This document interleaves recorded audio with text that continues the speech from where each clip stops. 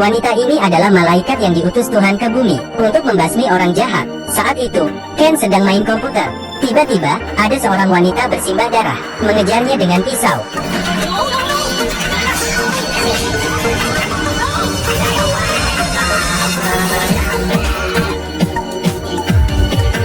Setelah kejar-kejaran, dua-duanya kelelahan.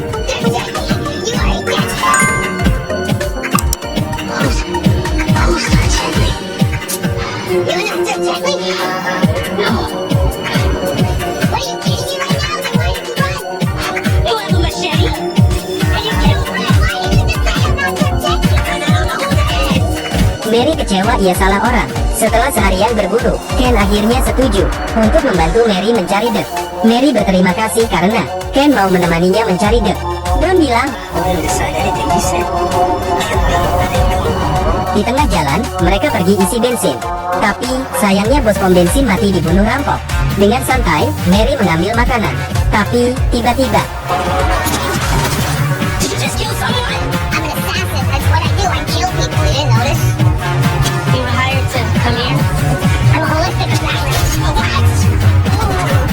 Ken kaget bukan main.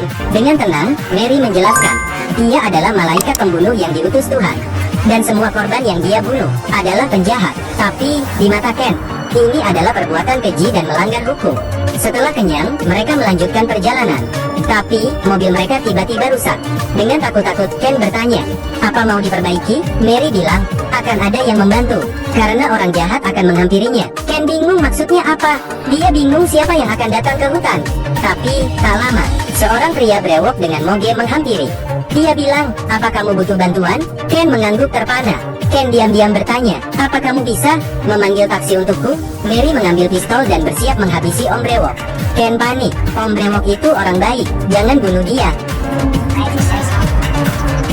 Malamnya, mobil pun selesai diperbaiki. Ken membujuk Om Brewok untuk segera kabur. Wanita itu akan membunuhmu. Tapi, raut wajah Om Brewok berubah. Ternyata, ia adalah begal motor. Dulu, ia pernah membunuh sepasang kekasih di jalan ini, dan menjual mobilnya ke pasar loak. Om Brewok mengancam Ken.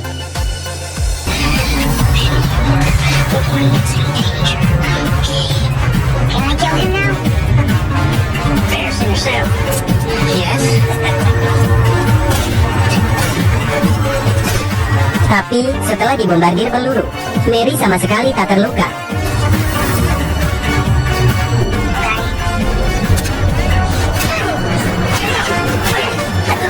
Om Brewok tidak percaya apa yang dilihatnya.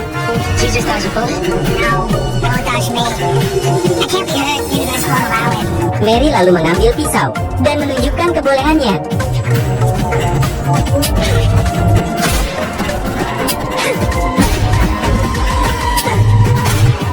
Mary memaksa Ken ikut dengannya untuk mencari pria bernama Dek. Di jalan, Ken bernyanyi dengan riang. Mary tertawa terbahak-bahak. Tiba-tiba, mereka diserang. Setelah siuman, mereka terikat di jaring kawat.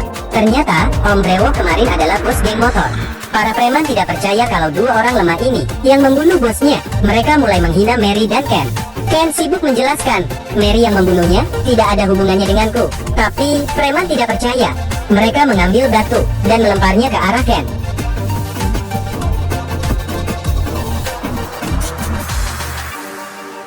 Dalam 39 detik, preman pun mati terbunuh. Mary tak terluka sama sekali. Preman yang marah melempar pisau. Tapi, Mary mengembalikannya. Ken terbelalak kaget. Cuma Mary saja yang hidup. Akhirnya, Ken percaya kalau Mary benar-benar malaikat maut. Akhirnya, mereka mencuri motor preman dan melanjutkan perjalanan untuk membunuh Dek. Mereka masuk ke restoran Cina dan memesan iga babi terenak di sana. You've never had Chinese food? I never been to China. But you must have eaten it in a restaurant. Who comes to you when I'm supposed to eat it? Hey, listen, happen to have any money? I have money. Yeah, let's do that. $17,000. Meski tampak gembel, ternyata Mary adalah tante kaya. Ken pun memesan kamar termahal di hotel. Ken menyuruh Mary mandi, tapi Mary bilang tidak pernah mandi. They got a shower in here? Meski sudah bangkotan, Mary tidak pernah tidur di hotel. Drake. No, that shampoo. tidak tahu bagaimana harus menjelaskan. Esoknya, saat bangun pagi, Ken melihat Mary sudah pergi. Ia segera mencarinya. Mary keluyuran dengan baju mandinya. Mary bilang Dek ada di sini. Ken kaget. Di tempat umum seperti ini, kamu jangan macam-macam. Kalau tidak kita berdua, pasti ditangkap polisi. Tapi, Mary mengabaikannya. Bagaimana cara membunuh tanpa mengotori tangan? You, come over here. Come here. Mary adalah utusan Tuhan. Dia tidak harus selalu membunuh dengan tangannya. Ken akhirnya pasrah dan memutuskan membantu Mary menemukan Dek. Setelah berusaha keras, Mary menemukan Dek. Tapi, anehnya, kesaktian Mary menghilang. Dulu dia bisa menembak tanpa melihat. Sekarang, tembakannya meleset terus. Setelah berhasil mengejar Dek, Mary merasa aneh. Dek ternyata juga malaikat maut. Bahkan, kata-kata mereka sama. You look like me. You look like me. You're something different. Saat mereka beradu kata, Mary lengah, dan Dek menikam Mary, tepat di pahanya. Seumur hidup, baru kali ini, Mary tahu rasanya kesakitan. Ken membawanya kembali ke hotel.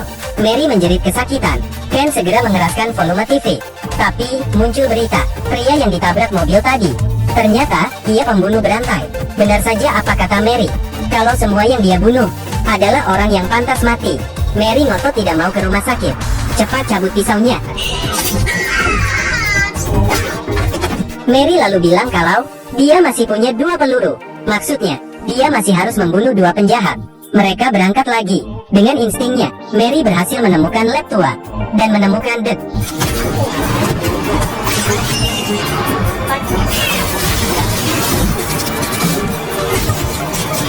Mary menodong Dek. Tepat saat itu, Ken sadar kalau dia berhasil memperbaiki mesin cahaya Dek. Ken akhirnya sadar kalau ini takdirnya.